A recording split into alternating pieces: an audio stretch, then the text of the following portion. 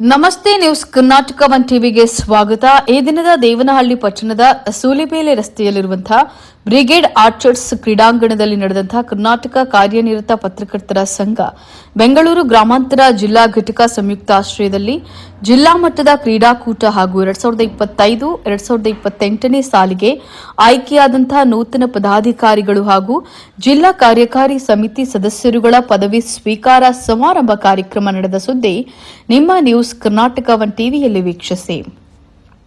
ಪ್ರತಿಯೊಬ್ಬ ಸದಸ್ಯ ಸಂಘದ ಸದೃಢತೆಗೆ ಆದ್ಯತೆಯನ್ನ ನೀಡಬೇಕು. ರಾಜ್ಯ ಪ್ರಧಾನ ಕಾರ್ಯದರ್ಶಿ ಲೋಕೇಶ್.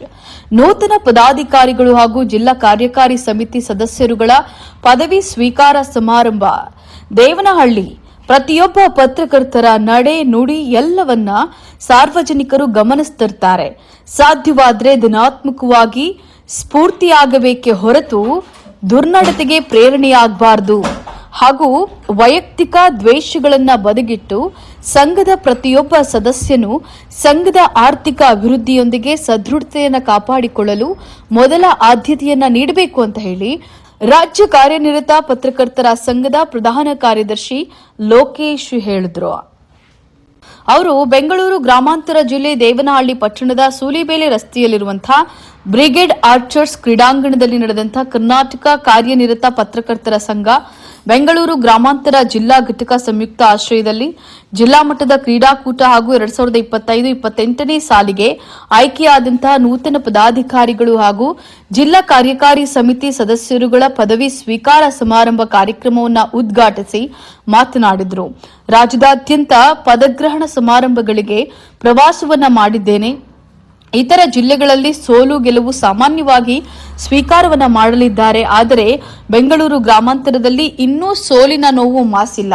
ಭಿನ್ನಾಭಿಪ್ರಾಯಗಳಿಂದ ಎದ್ದು ಕಾಣ್ತಾ ಇದೆ. ಇವೆಲ್ಲ ಆದಷ್ಟು ಬೇಗ ಸರಿಪಡಿಸಿಕೊಳ್ಳಿ.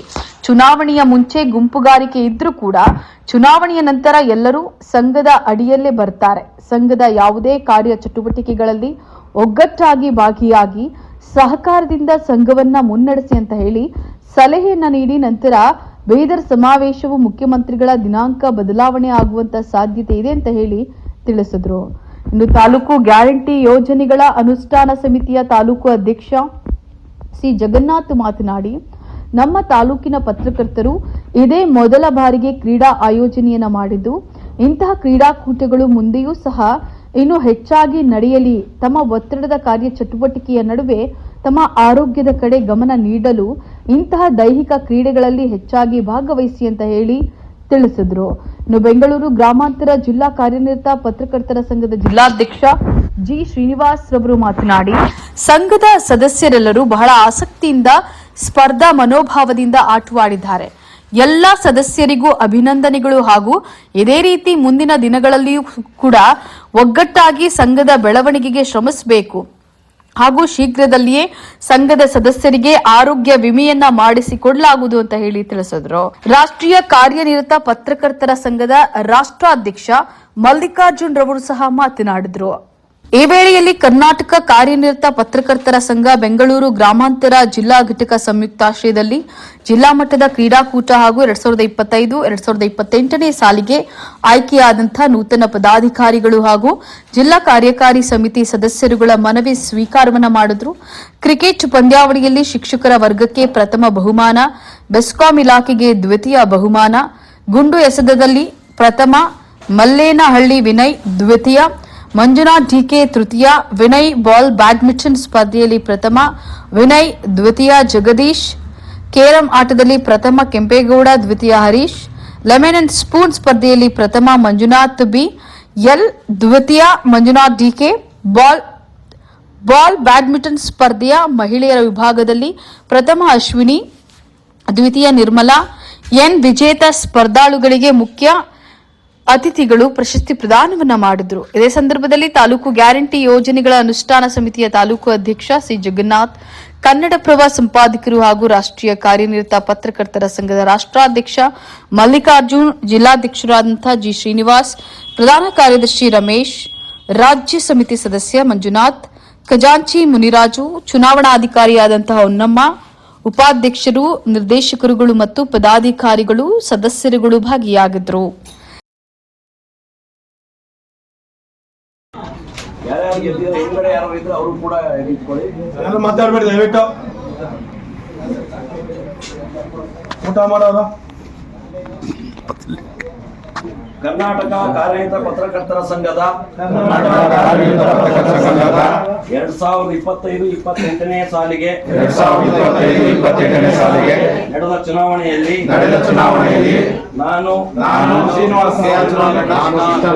ನಾನು ಬೆಂಗಳೂರು ಗ್ರಾಮಾಂತರ ಜಿಲ್ಲಾ ಉಪಾಧ್ಯಕ್ಷರಾಗಿ ಆಯ್ಕೆಗೊಂಡಿರುತ್ತೇನೆ. ಸಂಘದ ಬೈಲಾ ಮತ್ತು ನಿಯಮಾವಳಿಗೆ ಬದ್ಧವಾಗಿ ಕೆಲಸ ಮಾಡಲು ಕಂಕಣಬದ್ಧವಾಗಿದ್ದೇನೆ. ಸಂಘದ ಸದಸ್ಯರ ಹಿತ ಕಾಯಲು ಸಂಘದ ಆಶಯಗಳನ್ನು ಎತ್ತಿ ಹಿಡಿಯುವ ನಿಬಂಧನೆಗಳನ್ನು ತಯಾರು ಮಾಡಿ ಕಳಿಸಿದ್ದೇವೆ. ಆ ನಿಬಂಧನೆಗಳ ಪ್ರಕಾರ ನೀವು ಫುಲ್ಫಿಲ್ ಮಾಡಿದ್ರೆ ಯಾರೂ ಕೂಡ ರಾಜ್ಯ ಸಂಘಕ್ಕೆ ನಮ್ಮ ಸದಸ್ಯರು ಸಿಕ್ಕಿಲ್ಲ, ಶ್ರೀಮಾನ್ ಕೊಟ್ಟಿಲ್ಲ, ರಮೇಶ್ ಕೊಟ್ಟಿಲ್ಲ, ಮಂಜುನಾಥ್ ಕೊಟ್ಟಿಲ್ಲ ಅಂತ ಹೇಳಿ ಕೊಡೋ ಅಗತ್ಯ ಇರೋಲ್ಲ. ಆ ಸದಸ್ಯರನ್ನ ನಿಬಂಧನೆಗಳನ್ನ ಜಿಲ್ಲಾ ಅಧ್ಯಕ್ಷರು, ಪ್ರಧಾನ ಕಾರ್ಯದರ್ಶಿಗಳು, ರಾಜ್ಯ ಎಲ್ಲ ಸದಸ್ಯರು ತಿಳಿಸಿ ಆ ನಿಬಂಧನೆ ನಾವು ಫುಲ್ಫಿಲ್ ಮಾಡಲಿ. ಆಗ ಮೆಂಬರ್ಶಿಪ್ ಕೊಡಲಿಲ್ಲ ಅಂದ್ರೆ ನೀವು ರಾಜ್ಯ ಸಂಘಕ್ಕೆ ತಿಳಿಸಿ ನಾವು ಕೊಡ್ತೀವಿ. ಅಲ್ಲಿ ವೈಯಕ್ತಿಕ ಇದೆ ಅಂತ ಕನ್ಸಿಡರ್ ಮಾಡ್ಬೇಕಾಗುತ್ತೆ. ಅದು ನಿಬಂಧನೆ ಪೂರೈಸದೇ ಇದ್ರೆ ಸದಸ್ಯತ್ವ ಹೇಗೆ ಕೊಡೋದು? ರಾಜ್ಯ ಸಂಘ ರಾಜ್ಯ ಕಾರ್ಯಕಾರಿ ಸಮಿತಿ ಸಭೆಯಲ್ಲಿ ಬೈಲಾದ ಜೊತೆಗೆ ರಾಜ್ಯದ ಕಾರ್ಯಕಾರಿ ಸಮಿತಿ ಏನು ತೀರ್ಮಾನ ಮಾಡಿದೆ ಆ ನಿಬಂಧನೆಗಳನ್ನ ಪ್ರಧಾನ ಕಾರ್ಯದರ್ಶಿಯಾಗಿ ನಾವು ಎಲ್ಲ ಕಳಿಸ್ಕೊಡ್ತೀವಿ. ಈಗಾಗಲೇ ಆ ಪ್ರಕ್ರಿಯೆ ರಾಜ್ಯದ ಹುದ್ದೆಗಳಿಗೂ ಎಲ್ಲ ಜಿಲ್ಲೆಯಲ್ಲಿ ನಡೀತಾ ಇದೆ. ನಿಮ್ಮ ಜಿಲ್ಲೆಯಲ್ಲೂ ಕೂಡ ಪ್ರಾರಂಭ ಆಗಿದೆ ಅಂತ ಅಂದ್ಕೊಳ್ತೀವಿ. ನೀವು ಚುನಾವಣೆಯಲ್ಲಿ ಏನು ಆಶ್ವಾಸನೆ ಕೊಟ್ಟಿದ್ದೀರೋ ನಮ್ಗೆ ಗೊತ್ತಿಲ್ಲ. ಸದಸ್ಯತ್ವನ ನೀವೇ ಕೊಡ್ತೀರೋ, ಸದಸ್ಯರಿಂದ ಕಲ್ಪ್ ಮಾಡ್ತೀರೋ ಅದು ನಮಗೆ ಗೊತ್ತಿಲ್ಲ. ಅದು ನ್ಯಾಯಾಲಯದಲ್ಲಿ ನ್ಯಾಯದೇವರಿಗೆ ಕಣ್ ಕಟ್ಟೋದು ನಾವು ಕಣ್ ಕಟ್ಕೊತೀವಿ. ಯಾಕೆಂದ್ರೆ ನೀವು ದುಡ್ಡು ಕೊಡ್ತೀರಾ ಅಂತ ಹೇಳಿದ್ರೆ ನಾವು ಕಣ್ ಕಟ್ಕೊಂಡು ದುಡ್ಡು ಇಸ್ಕೊತೀವಿ. ಯಾಕೆಂದ್ರೆ ಅದು ಮಾಡಬಾರ್ದು. ಸದಸ್ಯರೇ ತನ್ನ ಸದಸ್ಯತ್ವಕ್ಕಾಗಿ ಹಣವನ್ನು ಕೊಡುವಂತ ಅನುಕೂಲ ಆಗ್ಬೇಕು. ಅವ್ರಿಗೆ ಆ ಹಣವನ್ನು ಕೊಟ್ಟು ಸದಸ್ಯತ್ವ ಪಡೆದ್ರೆ ಅದರಂತ ಒಂದು ಖುಷಿ ಆ ಸದಸ್ಯನಿಗೆ. ಆದ್ರೆ ನೀವು ಕಳೆದ 2022-25 ಸಾಲಿನಿಂದ ಏನು ಭರವಸೆ ಕೊಟ್ಟಿದ್ರಿ, ಆ ಭರವಸೆ ಪ್ರಕಾರ ಪಕ್ಷನ ಮುಂದುವರಿಸಿದೀವಿ ನೀವು ಹೇಳಿದ್ರಿ. ಅದು ನಿಮ್ಮ ಮತ್ತು ಮತದಾರರ ಮಧ್ಯೆ ಒಂದು ಸಂಪರ್ಕ. ಅದು ನಾವೊಂದು ದುಡ್ಡು ಬರಲೇಬೇಕಲ್ಲ. ಒಮ್ಮೆ ನೀವು ಕಾರ್ಯಕಾರಿ ಸಮಿತಿ ಸಭೆಯನ್ನ ಕರೆದು ನಾವು ಏನು 21-22 ನಿಬಂಧನೆಗಳನ್ನ ಕಳಿಸಿದ್ದೀವಿ ಅದನ್ನ ಎಲ್ಲ ಕಾರ್ಯಕಾರಿ ಸಮಿತಿ ಸದಸ್ಯರಿಗೆ ಮನವರಿಕೆ ಮಾಡಿ ಹಿಂಗಿದೆ ಈ ನಿಬಂಧನೆ ಪ್ರಕಾರ ನೀವು ಯಾರನ್ನೇ ಶಿಫಾರಸು ಮಾಡೋದಾದ್ರೆ, ಯಾಕೆಂದ್ರೆ ಕಾರ್ಯಕಾರಿ ಸಮಿತಿ ಸದಸ್ಯನಾಗಿ ನನಗೆ ಅಧಿಕಾರ ಇಲ್ವಾ, ನಾನು ಇಂಥವರಿಗೆ ಮೆಂಬರ್ಶಿಪ್ ಕೊಡಬೇಕು ಅಂತ ಹೇಳಬಾರ್ದ ಅನ್ನೋ ಭಾವನೆ ಬರ್ಬೋದು. ಬರುವಂತ ಸಂದರ್ಭದಲ್ಲಿ ನೀವು ಈ ನಿಬಂಧನೆಗಳನ್ನು ನಾವು ತೋರಿಸಿದ್ರೆ ಈ ನಿಬಂಧನೆಯನ್ನು ಪೂರೈಸಿ, ನಮ್ದೇನು ವೈಯಕ್ತಿಕ ಇಲ್ಲ, ರಾಜ್ಯ ಸಂಘದ ನಿಬಂಧನೆ ಇದೆ. ರಾಜ್ಯದ ಉದ್ದಗಲಕ್ಕಿರೋ 31 ಜಿಲ್ಲೆ ಮತ್ತು ಬಾಂಬೆ ಮತ್ತು ಕಾಸರಗೋಡು, ಕೇರಳದ ಕಾಸರಗೋಡು ಸದಸ್ಯರು ಕೂಡ ಆ ನಿಬಂಧನೆಯನ್ನು ಫುಲ್ಫಿಲ್ ಮಾಡ್ತಾರೆ. ಆ ನಿಬಂಧನೆ ಪ್ರಕಾರವೇ ನಾವು ಸದಸ್ಯತ್ವವನ್ನು ಕೊಡುವಂಥದ್ದು. ನಮ್ಮ ಉದ್ದೇಶ ಕರ್ನಾಟಕ ಕಾರ್ಯನಿರತ ಪತ್ರಕರ್ತರ ಸಂಘ ಕಾರ್ಯನಿರತ ಪತ್ರಕರ್ತರು ಹೊರಗಿರಬಾರ್ದು, ಕಾರ್ಯನಿರತ ಪತ್ರಕರ್ತರು ಹೊರಗಿರಬೇಕು. ಇದೇ ನಮ್ಮ ಎರಡು ದೇಹ. ಆದ್ರೆ ಅಲ್ಲಿ ಒಂದು ಕ್ವಾಲಿಫಿಕೇಶನ್ ಹಾಕಿದ್ವಿ ನಾವು, ಕ್ವಾಲಿಫಿಕೇಶನ್. ಉದ್ದೇಶ ಇಷ್ಟೇ, ಒಂದು ರಾಜ್ಯ ಕಾರ್ಯಕಾರಿ ಸಮಿತಿ ಸಭೆಯಲ್ಲಿ ಕಳೆದ 12ನೇ ತಾರೀಕು ಫೆಬ್ರವರಿ ಮೀಟಿಂಗ್ ಅಲ್ಲಿ ತೀರ್ಮಾನ ಆಯ್ತು, ನಾವು SLC ಕ್ವಾಲಿಫಿಕೇಶನ್ ಬೇಡ ಅಂತ ಹೇಳಿದ್ವಿ. ಆದ್ರೆ ಪ್ರತಿಯೊಂದಕ್ಕೂ ವಿದ್ಯಾರ್ಹತೆ ಇರುತ್ತೆ, ರಾಜಕೀಯದಲ್ಲಿ ವಿದ್ಯಾರ್ಹತೆ ಇಲ್ಲ. ಆದ್ರೆ ಪತ್ರಕರ್ತರಿಗೆ ವಿದ್ಯಾರ್ಹತೆ ಇದ್ರೆ ಕನಿಷ್ಠ ಪ್ರಮಾಣ ಅವನ ಹೆಸರನ್ನ ಬರೀಲಿಕ್ಕೆ, ಪತ್ರಕರ್ತ ಅಂತ ಬರೀಲಿಕ್ಕೆ ಅವಕಾಶ ಇರಬೇಕು ಅನ್ನೋ ಉದ್ದೇಶದಿಂದ ಇಡೀ ಸಭೆ 90 ಜನ ಇರ್ತಕ್ಕಂಥ ಕಾರ್ಯಕಾರಿ ಸಮಿತಿ ಸಭೆ ತೀರ್ಮಾನ ಮಾಡಿದೆ. ಹಂಗಾಗಿ SLC ಕ್ವಾಲಿಫಿಕೇಶನ್ ಮಾಡಿದೆ. ದಯಮಾಡಿ ಯಾರು ಸೀನಿಯರ್ ಇರ್ತಾರೆ ಅವರಿಗೆ ನೀವು ಕಟ್ನಿಂಗ್ ಮಾಡಬೇಡಿ. SLC ಕ್ವಾಲಿಫಿಕೇಶನ್ನು ಈಗಾಗಲೇ ನಮ್ಮ ಸಂಘದ ಸೇವೆ ಸಲ್ಲಿಸಿರ್ತಾರೆ 20 ವರ್ಷ 25 ವರ್ಷ. ಈಗ SLC ಮಾರ್ಕ್ಸ್ ಕಟ್ಕೊಂಡ್ಬಂದು ಕೊಡುವಂತಂದ್ರೆ ಎಲ್ಲಿಂದ ಕಷ್ಟ ಆಗ್ಬೋದೇನೋ, ಅವ್ರಿಗೆ ಸ್ವಲ್ಪ ಲಿಬರಲ್ ಮಾಡಿ. ನೀವು ಸ್ಪೋರ್ಟ್ಸ್ನ ನೀವೇ ಮಾಡ್ಕೊಂಡಿದ್ರೆ ಅದು ಸರಿ ಹೋಗ್ತಿರ್ಲಿಲ್ಲ. ಆದರೆ ಸಾರ್ವಜನಿಕರು ಪತ್ರಕರ್ತರ ಜೊತೆಗೆ ಸಂಪರ್ಕವನ್ನು ಹೊಂದಿ ಮಿಂಗಲ್ ಆಗ್ತಾರೆ, ಅವ್ರು ನಂಬ್ಕೋಬಹುದು ಅನ್ನೊಂದು ವಿಶ್ವಾಸ ಮೂಡಿಸೋದಕ್ಕೆ ಇದೊಂದು ವೇದಿಕೆ ಆಗಿದೆ. ಯಾವಾಗಲೂ ಅಷ್ಟೇ, ಸ್ಪೋರ್ಟ್ಸ್ ಕ್ರೀಡೆ ಆಡ್ತೀವಿ, ಕ್ರೀಡೆ ಆಡಿದ ತಕ್ಷಣ ನಮ್ಮಲ್ಲೇ ಆಡ್ಕೊಂಡ್ಬರ್ತೀವಿ, ನಾವು ಮುಗಿಸ್ತೀವಿ ಅಂತ. ನೀವು ಸಾರ್ವಜನಿಕರು ಸಿಗೋ ಸಂಸ್ಥೆಗಳನ್ನು ಬೇರೆ ಬೇರೆ ಅವ್ರಿಗೆ ಒಂದು ಮನೋಭಾವ ಹೊಂದಿರುತ್ತೆ, ಏನೋ ಒಂದು ಭಾವನೆ ಇರುತ್ತೆ. ಈ ಇವ್ರನ್ನ ಪತ್ರಕರ್ತರ ಜೊತೆಗೆ ಆಡ್ಬೇಕೇನಪ್ಪ, ಇವ್ರೇನು ಸರಿಯಾಗಿದ್ದಾರಲ್ಲ. ಈಗ ಇಂಥ ಮಾಡಿದಾಗ ಆ ಸ್ಪೋರ್ಟಿವ್ನೆಸ್ ನಲ್ಲಿ ಅವರು ವಿಶ್ವಾಸ ಮೂಡುತ್ತೆ. ಯಾಕಂದ್ರೆ ಇವ್ರು ನಂಬಬಹುದು, ಇವ್ರ ಜೊತೆ ಕೆಲಸ ಮಾಡಬಹುದು, ವಿಶ್ವಾಸ ಮೂಡಿಸುವಂತ ಒಂದು ಕೆಲಸ ಇದೆ. ಇಂಥ ಒಂದು ಕಾರ್ಯಕ್ರಮಗಳು ಹೆಚ್ಚು ಆಗಬೇಕು. ಏಕೆಂದ್ರೆ ಜನಕ್ಕೆ ಇರತಕ್ಕಂಥ ಭಾವನೆಯಿಂದ ನಾವು ಹೊರತು ಬರಬೇಕು. ಪತ್ರಿಕೆಗಳು ಅಂದ್ರೆ ಒಂದು ರೀತಿಯಲ್ಲಿ, ಚಾನಲ್ಗಳು ಒಂದು ರೀತಿಯಲ್ಲಿ, ಪತ್ರಕರ್ತರು ಒಂದು ರೀತಿಯಲ್ಲಿ ಈ ಥರ ಇರಬಾರ್ದು. ಯಾವನ್ನ ಅವರು ನಮ್ಮ ಜೊತೆಯಲ್ಲಿ ಮನುಷ್ಯರಾಗಿ ಇದ್ದಾರೆ. ಅವರು ಸತ್ಯವನ್ನ ಬಿಂಬಿಸ್ತಕ್ಕಂಥದ್ರಲ್ಲಿ ಪ್ರತಿಪಾದರಾಗಿರ್ತಾರೆ ಹಾಗೂ ಸತ್ಯವನ್ನೇ ಹೇಳ್ತಾರೆ ಮತ್ತು ಸತ್ಯ ಅಲ್ಲದೆ ಇರೋದನ್ನ ನಿರ್ದಾಕ್ಷಿಣ್ಯವಾಗಿ ಹೇಳಬಲ್ಲರು ಅನ್ನೋ ಒಂದು ವಿಶ್ವಾಸಾರ್ಹತೆಯನ್ನು ಮೂಡಿಸ್ತಕ್ಕಂಥ ಒಂದು ಕೆಲಸ ಆಗಿದೆ. ಇವತ್ತು ಪತ್ರಕರ್ತರಲ್ಲಿ ಆಗಿರೋದೇ ಇದು ಕೊಡ್ತಾ ಇರೋದಿಲ್ಲ. ಈಗಂದ್ರೆ ಅನೇಕ ಜಿಲ್ಲೆಗಳಲ್ಲಿ ಇವತ್ತು ಪತ್ರಕರ್ತರ ಕೆಲಸ ಮಾಡೋದಕ್ಕಿಂತ ಬೇರೆ ಬೇರೆ ಕೆಲಸ ಮಾಡೋದು ಜಾಸ್ತಿ ಮಾಡ್ತಾರೆ. ಈ ಯೂಟ್ಯೂಬ್ಗಳು ಬಂದುದಂತೂ ಪರಸ್ಪರ ಒಬ್ಬೊಬ್ಬರ ನಡುವಿನ ದ್ವೇಷ ಅಸೂಯೆಗಳು ಹೆಚ್ಚಾಗ್ತಾ ಇದೆ. ಯಾಕೆಂದ್ರೆ ಇದನ್ನ ಇಲ್ಲಿ ಹಿಡಿತಾರೆ, ಮತ್ತೆ ಅವನ ವಿರೋಧಿಗಳು ತೋರಿಸ್ತಾರೆ. ಇದೇನಾಗ್ತಂದ್ರೆ ಇವ್ನು ಹಿಂಗನ್ನ ನಾನು ಇದಕ್ಕೆ ರಿಯಾಕ್ಷನ್ ಕೊಡ್ತೀನಿ, ಇವನು ಕೊಡ್ತಾರೆ.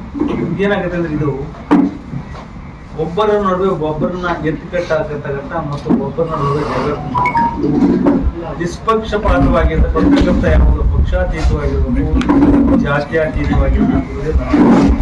ಯಾಕೆಂದ್ರೆ ಸತ್ಯವನ್ನ ನಿರ್ಭೀತಿಯಿಂದ ಹೇಳಬೇಕು. ಹಾಗೂ ನನ್ನ ಆತ್ಮೀಯ ಸ್ನೇಹಿತನಾಗಿದ್ರು ಕೂಡ ಅವನು ತಪ್ಪು ಮಾಡಿದಾಗ ಅವನ ತಪ್ಪನ್ನು ಎತ್ತಿ ಹೇಳುವಂತ ದಾಷ್ಟ್ಯತನ ನಿಮ್ಮಲ್ಲಿರುವುದು. ನಿಮ್ಮ ದ್ವೇಷಿಯಾಗಿರ್ತಾನೆ, ನಿಮ್ಮ ಪರಮ ದ್ವೇಷಿಯಾಗಿರ್ತಾನೆ, ಆದ್ರೆ ಬಹಳ ಒಳ್ಳೆ ಕೆಲಸ ಮಾಡಿದಾಗ ಅವನ್ ಬೆನ್ ತಟ್ಟಿ ನೀನ್ ಬೇಷ್ ಅಂತ ಹೇಳುವಂತ ಮನಸ್ಥಿತಿಯನ್ನು ನೀವು ಹೊಂದಿರ್ಬೇಕು. ಅವ ನಿಜವಾದ ಪತ್ರಕರ್ತ ಅಂತ ಅನ್ಸ್ಕೊಳ್ತಾರೆ. ಯಾಕಂದ್ರೆ ಅವ್ನು ಕೆಟ್ಟ ಕೆಲಸ ಮಾಡಿದ ತಕ್ಷಣ ಅವ್ನಿಗೆ ಯಾವತ್ತೋ ಒಂದು ಕಾಲ ನಿಮ್ ದ್ವೇಷನ ಕಾರಣಕ್ಕೋಸ್ಕರ ಅವ್ನು ಒಳ್ಳೆ ಕೆಲಸ ಮಾಡಿದಾಗ ಅವನ್ನ ಟೀಕಿಸಬಾರ್ದು. ಯಾಕೆಂದ್ರೆ ನೀನು ಒಳ್ಳೆ ಕೆಲಸ ಮಾಡಿದ್ಯಾ, ನೀನು ಬಹಳ ಸಾರ್ಥಕವಾದ ಕೆಲಸ ಮಾಡಿದ್ಯಾ ಅಂತೇಳಿ ಬೆನ್ ತಟ್ಟತಕ್ಕಂಥ ಕೆಲಸವನ್ನು ನಾವು ಆಗ ನಮ್ಮ ಮನಸ್ಥಿತಿ ಸರಿಯಾಗಿದೆ. ಚುನಾವಣೆಯಲ್ಲಿ ನಿಲ್ಸ್ಕೊಟ್ಟಿದ್ವಿ, ಒಂದು ಆಶ್ವಾಸನೆ ಉಳ್ಕೊಂಡಿದ್ವಿ. ಅದನ್ನ ಈ ಸರಿ ಮಾಡಬೇಕು ಅನ್ನೋದನ್ನ ಸ್ವತಃ ಪ್ರತಿಪಟ್ಟಿದ್ವಿ. ನಿನ್ನೆ ಚಿತ್ರದುರ್ಗ ಬಂದಿದ್ವಿ, ಅವ್ರು ಕೂಡ ನಾವು ಕುತ್ಕೊಂಡು ಮಾತಾಡ್ಬೇಕಾದ್ರೆ ಹೆಲ್ತ್ ಇನ್ಶೂರೆನ್ಸ್ ಯಾಕೆ ನಿಮ್ಮಲ್ಲಿ ಇನ್ನೂ ಆಗಿಲ್ಲ ಅಣ್ಣ, ಅದು 200 ಜನ ಇದ್ದೀವಿ, ಕೆಲವು ಒಂದು 60 ಮೇಲೆ ಇರೋರಿಗೆ ಬರಲ್ಲ. ಹಾಗಾಗಿ ಅವ್ನು ಸ್ಪಾನ್ಸರ್ ಹೋಗ್ತಾ ಇದ್ವಿ. ಅಷ್ಟೊಂದು ನಮ್ಮ ಜೊತೆ ಕೂತ್ಕೊಂಡು ಫೋನ್ ಆಗಿದ್ದು ಯಾರಿಗೊಬ್ರು ಕೇಳಿ ಅದೇನು ಪ್ರೀಮಿಯಂ ಎಷ್ಟಾಗುತ್ತೆ ಏನು ಮೋಸ್ಟ್ಲಿ ಕೂಡ ನನ್ನ ತಿಳಿದ ಮಟ್ಟಿಗೆ ಅವ್ರ ಹತ್ರ ಬರೀ ಪ್ರಸ್ತಾಪ ಮಾಡಿದ್ದು, ಅವರೇ ಕೇಳಿದ್ದು, ನಾನು ಮಾಡಿಲ್ಲ. ಅವ್ರು ಮಾಡಿ ಹಂಗೆ ಫೋನ್ ಮಾಡಿ ಅದ್ರ ಬಗ್ಗೆ ತಿಳ್ಕೊಂಡ್ರು. ನೋಡಿ, ಇಂಥ ದಾನಿಗಳು ನಮ್ಮ ದೇವನಹಳ್ಳಿ ತಾಲೂಕಲ್ಲಿ ನಮ್ಮ ಹೊಸಕೋಟೆಗೆ ಒಬ್ರು ಇದ್ದಾರೆ, ಮಾಡ್ಕೊಡ್ತೀನಿ ಅಂತ ಹೇಳಿದ್ದಾರೆ. ದೊಡ್ಡಪುರದಲ್ಲಿ ಕೂಡ ಇದ್ದಾರೆ. ಆಮೇಲೆ ನಮ್ಮ ರಂಗನಾಥ್ ಅವರು ನೆಲಮಂಗಲದಲ್ಲಿ 25 ಜನಕ್ಕೆ ಅವ್ರು ರೆಡಿ ಇದ್ದಾರೆ, ಮಾಡ್ಕೊಡ್ತಾರಲ್ಲ ಅಂತ ಹೇಳಿದ್ದಾರೆ. ಆ ನೆಲಮಂಗಲದಲ್ಲಿ ಈ ವರ್ಷದಲ್ಲಿ ನಾವು ಸಮ್ಮೇಳನ ಮುಗಿಸ್ಕೊಂಡು ಬಂದ ತಕ್ಷಣ ಕಾರ್ಡ್ ರಿನ್ಯೂವಲ್ ಆದ ತಕ್ಷಣ ಹೆಲ್ತ್ ಇನ್ಶೂರೆನ್ಸ್ಗೆ ಚಾಲನೆ ಕೊಡ್ತೀವಿ. ವಿಚಾರಕ್ಕೆ ಬಂದೋಗಟ್ಟೆ ರಾಜ್ಯ ಸಂಘದಿಂದ ಚುನಾವಣೆ ಘೋಷಣೆ ಆದಾಗ ಏನಾಗ್ತಿತ್ತು ಅಂತಂದ್ರೆ ಬರೀ ಚುನಾವಣೆ ಘೋಷಣೆ ಆಗ್ತಿತ್ತಂತೆ, ಬಟ್ ಓಪನ್ ಪಿಚ್ ಬರ್ತಾ ಇರಲಿಲ್ಲ. ಹೆಂಗೆ ಅಂತಂದ್ರೆ ಚುನಾವಣೆ ಬಂತು ಅಂತಂದ್ರೆ ಅವಿರೋಧ ಆಯ್ಕೆ ಇಷ್ಟೇ ಬರ್ತಿತ್ತು ಹೊತ್ತು ಯಾರಾದ್ರೂ ಮಾತಿ ದಿವಸ ಪತ್ರಿಕೆಗಳು ನೋಡ್ಬೇಕಿತ್ತು, ಆಮೇಲೆ ಎಲ್ಲ ವ್ಯಕ್ತಿಯಿಂದ ತಿಳ್ಕೋಬೇಕಿತ್ತು. ಆ ರೀತಿ ಇತ್ತು ಪರಿಸ್ಥಿತಿ. ಏನಾಯ್ತು, ಚುನಾವಣೆ ನಿಯಮ ಏನು, ನಮ್ಮ ರಾಜ್ಯಾಂಗದ ಬೈಲ ಏನಿದೆ, ಚುನಾವಣೆ ಯಾಕೆ ನಡೆಯಲ್ಲ ಇಲ್ಲಿ ಅಂತ ನಾವೆಲ್ಲ ಮಂಡಪ್ ಮಾಡ್ಕೊಂಡು ನಮ್ಮ ರಫೀಲ್ದಾರ್ ಸಾಹೇಬ್ ಎಲ್ಲ ಕೂತ್ಕೊಂಡು ಸರಿ ಏನಾದ್ರು ಒಂದು ಹಿತಶ್ರೀ ಆಡ್ಬೇಕು, ಬದಲಾವಣೆ ಬರ್ಲಿ, ಎಲ್ಲರೂ ಅವಕಾಶ ಬರ್ಬೇಕು, ಇದ್ದವ್ರೆ ಇದ್ರೆ ಸರಿ ಇರಲ್ಲ ಅಂತ ಹೇಳಿ ಏನೇ ಆಗ್ಲಿ ಅಂದ್ಬಿಟ್ಟು ಕಳೆದ ಬಾರಿ 22ರಿಂದ 25ನೇ ಸಾಲಿಗೆ ನಾವು ಒಂದು ಚುನಾವಣೆ ಘೋಷಣೆ ಮಾಡಿ ಎಲ್ಲರೂ ಬರ್ಲಿ, ಯಾಕಂದ್ರೆ ಎಲ್ಲ ಹೊಸಬ್ರು ಇದ್ದಾರೆ, ಅವಕಾಶ ಸಾಕಷ್ಟಿದ್ದಾರೆ, ಸಂಘ ದುಡಿಬೇಕು ಅನ್ನೋರು ಸಾಕಷ್ಟಿದ್ದಾರೆ. ಆದ್ರಿಂದ ಎಲ್ಲ ವಂಚಿತರಾಗ್ತಾರೆ. ಅದರಿಂದ ನಾವು ಚುನಾವಣೆ ಘೋಷಣೆ ಮಾಡಿ ಚುನಾವಣೆ ಬಂದ್ವಿ. ಚುನಾವಣೆ ಬಂತ ಅದು ಒಂದು ಪ್ರಣಾಳಿಕೆ ಅಂತ ಕೊಡ್ಲೇಬೇಕಲ್ಲ. ನಾವೇನ್ ಮಾಡ್ತೀವಿ, ಎಲ್ಲರೂ ಪ್ರಶ್ನೆ ಬಂದಿದ್ದಾರೆ, ನೀವೇನ್ ಮಾಡ್ತೀರಾ, ಹಿಂದೆ ಇದ್ದವ್ರು ಏನು ಮಾಡಿಲ್ಲ. ಸೊ ಅದಕ್ಕೆ ನಾವೇನ್ ಮಾಡಿ ಏನೋ ಒಂದು ಸ್ವಲ್ಪ ಬದಲಾವಣೆ ತರೋಣ ಅಂತ ಅಂದ್ಬಿಟ್ಟು ಕೆಲವು ಪ್ರಣಾಳಿಕೆಗಳನ್ನ ಸೂಚಿಸಿದ್ವಿ. ಏನಂದ್ರೆ ಪ್ರಯಾಣ ಭತ್ಯೆ ಇರ್ಬೋದು, ಇನ್ಶೂರೆನ್ಸ್ ಇರ್ಬೋದು, ಮತ್ತೆ ಉಚಿತ ಸದಸ್ಯತ್ವ ಮೇನ್ ಮಾಡಿದ್ವಿ. ಉಚಿತ ಸದಸ್ಯತ್ವ ಮಾಡೋಣ, ಏನಾದ್ರು ಒಂದು ಸಂಘಕ್ಕೊಂದು ಹೊಸತನ ತರೋಣ ಅಂತ ಒಂದು ಬದಲಾವಣೆ ತಂದು ಮಾಡಿದ್ವಿ. ಸಾಕಷ್ಟು ಮತಗಳಿಂದ ಆಶೀರ್ವಾದ ಮಾಡಿದ್ರು. ಇದೇ ಪ್ರಥಮ ಬಾರಿಗೆ ರಾಜ್ಯ ಸಮಿತಿ ಸದಸ್ಯರಾಗಿ ಆಯ್ಕೆಯಾಗಿದ್ದೇನೆ. ಹಾಗೆ ಆದಿ ಬೀದಿಯಲ್ಲಿ ಮಾತಾಡೋದನ್ನ ಬಿಟ್ಬಿಟ್ಟು ಕುತ್ಕೊಂಡು ಚರ್ಚೆ ಮಾಡೋದ್ರ ಮುಖಾಂತರ ಬಗೆಹರಿಸ್ಕೊಂಡು ಸಂಘವನ್ನ ಒಂದು ಒಳ್ಳೆ ದಾರಿ ತಗೊಂಡು ಹೋಗ್ಬೇಕು. ಇಲ್ಲಿ ಸಮಸ್ಯೆಗಳು ಇರ್ತವೆ. ಈಗ ನಾವೆಲ್ಲೋ ಕಡೆ ಹೋಗಿರ್ತೀವಿ, ಒಂದು ಫೋನ್ ತೆಗೆಯಲ್ಲ, ಮತ್ತೊಂದು ಏನೋ ಇರುತ್ತೆ. ಹಾಗಾಗಿ ಅದನ್ನ ಆದಿ ಬೀದಿಯಲ್ಲಿ ಎಲ್ಲೋ ಮಾತಾಡೋ ಬದ್ದು ಇಲ್ಲ ಇನ್ನೊಬ್ಬರ ಹತ್ರ ಪ್ರಧಾನ ಕಾರ್ಯದರ್ಶಿಗಳು, ನಿರ್ದೇಶಕರು ಇರ್ತಾರೆ, ಕಾರ್ಯದರ್ಶಿಗಳು ಇರ್ತಾರೆ, ಅವ್ರ ಹತ್ರ ಮಾತಾಡ್ಬಿಟ್ಟು ಸಮಸ್ಯೆ ಬಗೆಹರಿಸಿಕೊಂಡು ಮುಂದಿನ ದಿನಗಳಲ್ಲಿ ಮತ್ತಷ್ಟು ಅಭಿವೃದ್ಧಿಯತ್ತ ತಗೊಳ್ಳೋದಕ್ಕೆ ಎಲ್ಲರೂ ನ್ಯೂಸ್ ಕರ್ನಾಟಕ 1 ಟಿವಿ ಸಂಪಾದಕರು, ಬೆಂಗಳೂರು ಗ್ರಾಮಾಂತರ ಜಿಲ್ಲಾ ವರದಿ ಸೀತಾರಾಮ್.